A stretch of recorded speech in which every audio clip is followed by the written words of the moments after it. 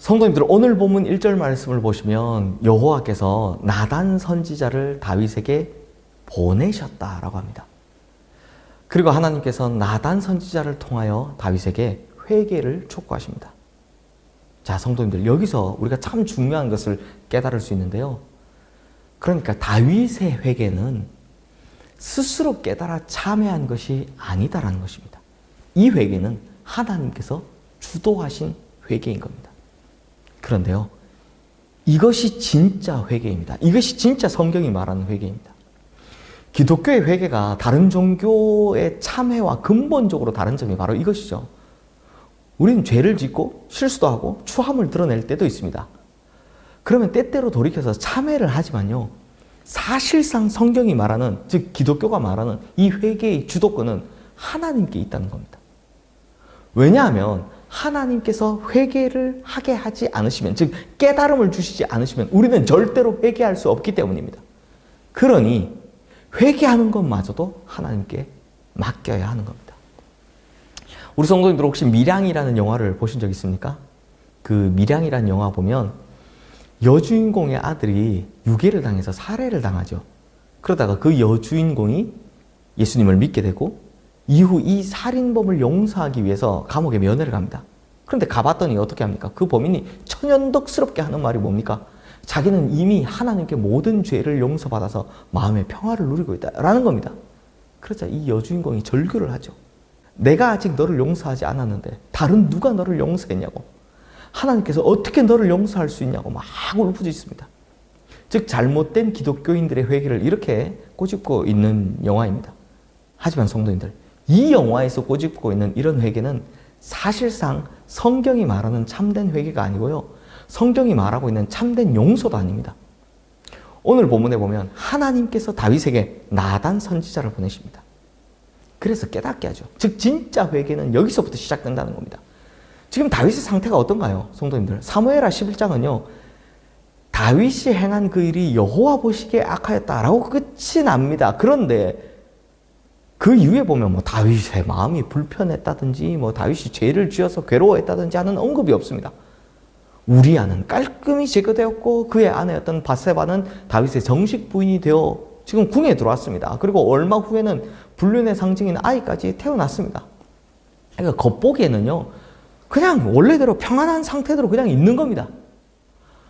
결국 다윗이 깨닫지를 못하고 전혀 회개할 기미가 보이지 않자 이제 하나님께서 가만히 있지 않으셨던 겁니다. 하나님께서 다윗의 인생에 주도권을 쥐고 그를 심판하시기로 결정하신 겁니다. 그리고 나단의 입을 통해 이런 이야기를 전하게 하신 거죠. 나단의 이야기를 통해 전한 이야기가 뭐냐? 이렇습니다. 어느 마을에 두 사람이 살고 있었습니다. 한 사람은 부자였고 한 사람은 가난했어요. 부자 집에는 소와 양떼가 많았고 가난한 집에는 애지중지 키우는 양 한 마리가 전부였습니다. 그런데 어느 날 그 부자 집에 손님이 찾아왔습니다. 근데 이 부자가요 자기가 키우는 짐승을 죽이기가 아까워서 가난한 농부가 애지중지 키우고 있는 양 한 마리를 빼앗아다가 죽여 손님을 대접했습니다. 왕께서는 이 일을 어떻게 생각하십니까? 이 나단의 이야기를 들은 다윗이 대노합니다. 아니 이스라엘 하늘 아래 이런 천인공노할 인간이 숨쉬고 있단 말이오. 그런 인간 죽여야 마땅하오. 그리고 오늘 보면 6절 말씀에서 보듯이 4배로 갚으라 라고 합니다.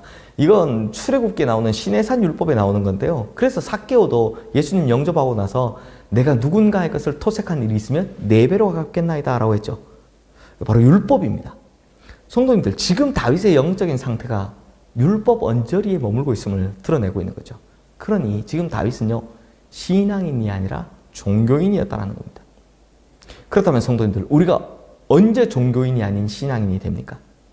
이 문제가 내 문제로 자각될 때 드디어 신앙인이 되는 겁니다. 사실 다윗은 나단 선지자의 이야기에 몰입은 했죠. 그리고 막 화를 냈습니다. 그런데 그게 자기 이야기인지는 몰랐습니다. 자기 문제로 다가오지는 않았다는 겁니다. 요게 종교인인 상태인 거죠. 그러니 다윗은 지금 우리로 말하면 이런 겁니다. 설교 막 듣는데 그래! 목사님 말씀 맞아. 그런데 그게 내 건 아닌 거죠. 지금 딱 종교인인 상태라는 겁니다. 다윗도 그렇다는 거죠. 그러나 오늘 보면 7절 말씀처럼 나단 선지자가 다윗에게 당신이 그 사람이다 라고 말하는 순간 다윗은 그제서야 이 문제가 자신의 문제로 다가오기 시작합니다. 그리고 다윗이 회개하기 시작하죠. 종교인에서 신앙인으로 거듭나게 되는 순간입니다.